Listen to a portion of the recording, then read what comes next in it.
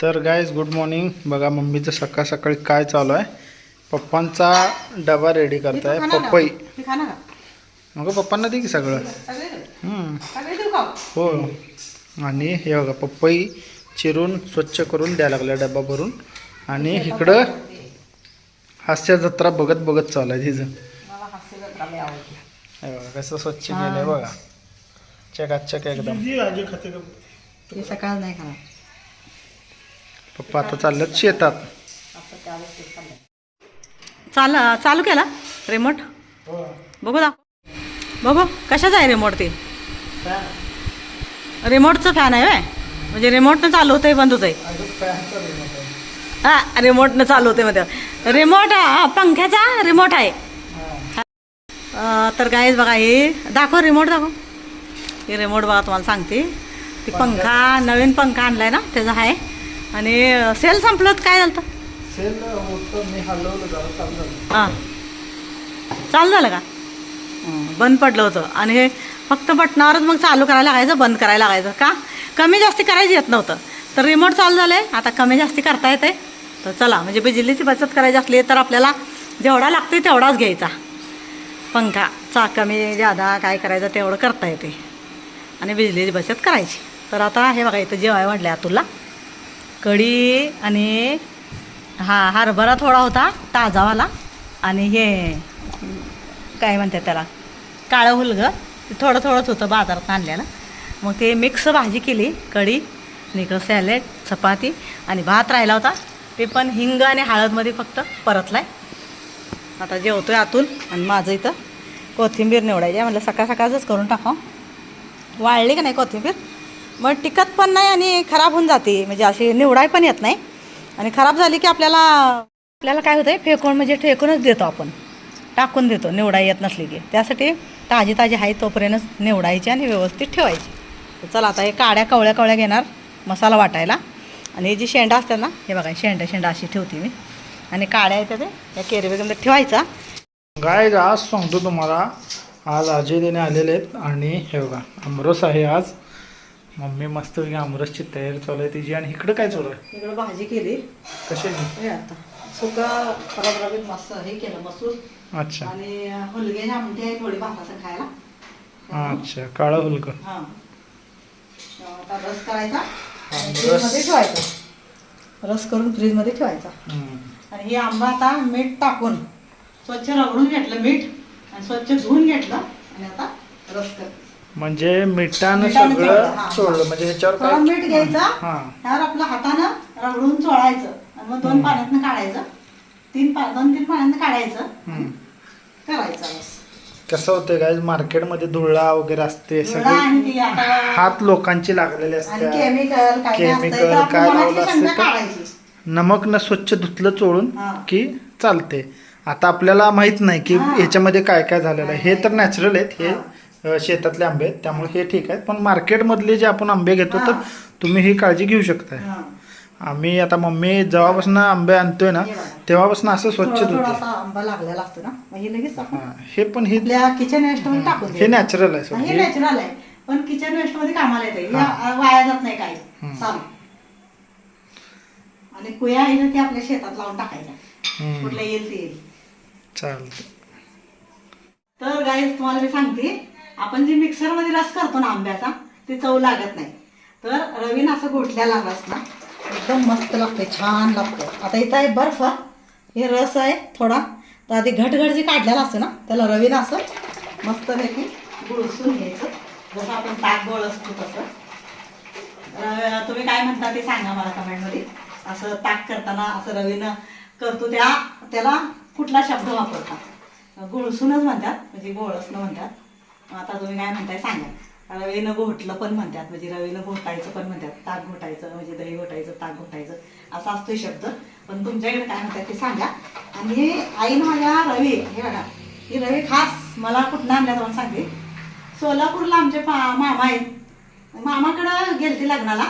आणि त्यावेळी मला ही रवी घेऊन आले सोलापुरातनं. तर असं आई आमची कुठं जर गेली ना तर माझ्या घरात जी वस्तू नाही आहे ती वस्तू आठवणीनं आणणार. अनेक एकदा अगदी सांगलीला त्यावेळी पण बाजारात गेले. आणि बाजारात गेल्यानंतर आपला अद्रक किसायची जी बारकी छोटी किसणी असते ना हातातली, ती किसणी घेऊन आली. मग असं जर ही माझ्या जे संसारात भांडी दिसतात ना, ती सगळी आमच्या आईच्या हाताची भांडी आहेत आणि माझ्या लग्नातलीच भांडी आहेत सगळी.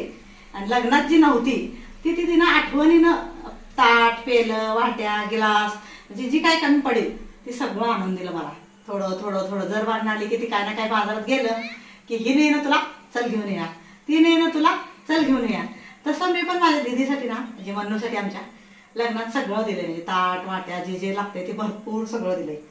आणि असं रवीनं घोटलेलं जे असते ना, रस असू दे, लस्सी असू द्या, घरात केली ना तरी पण छान लागतं मिक्सरपेक्षा.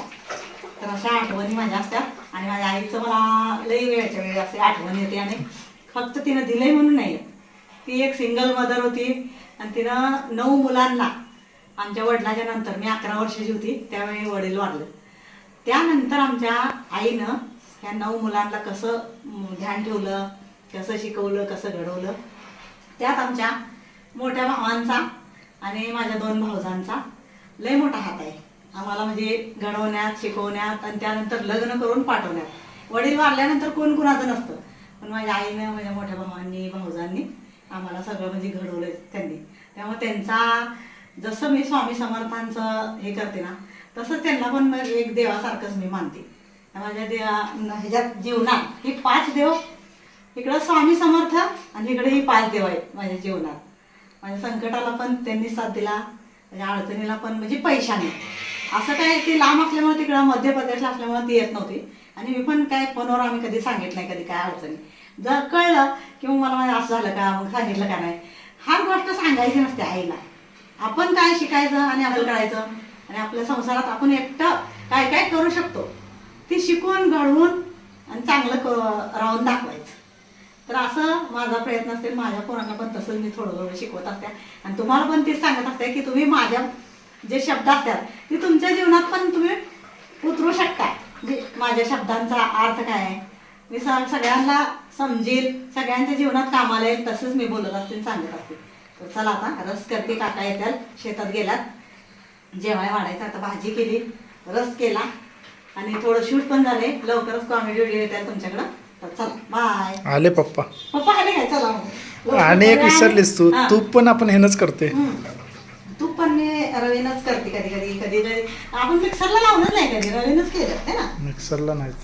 आणि आई होती त्यावेळेला मला असे ती सोमनी पाणी करून ती करतात ना, ती पण मला आवडलं. आईनं कसं केलंय का, मग काय, मला काय माहित नव्हतं, पण आईनं गरम पाणी केलं आणि ते गरम पाणी टाकलं आणि जर ते लोणीवर आलं तर ती मला गजा वाटलं. पण मी विसरले आता कसं करायचं, तुम्ही कमेंट मध्ये सांगा.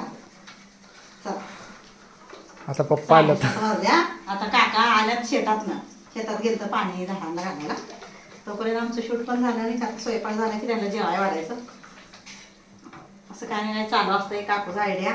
आणि आपल्या माझ्या जीवनात मी हातचा काय काय ठेवते ती पण तुम्हाला पुढच्या व्लॉग मध्ये सांगणार आहे.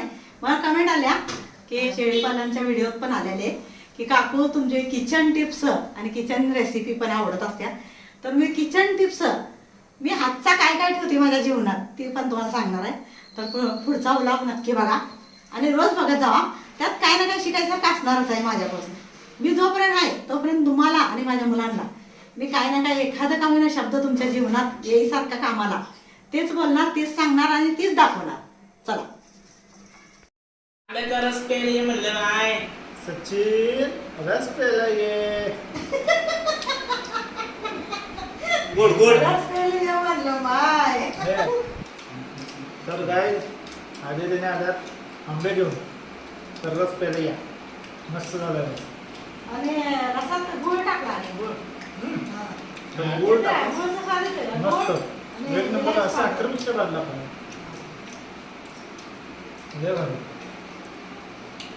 इकडे पप्पा जेवायला. रस कसा झाला आता? एक नंबर.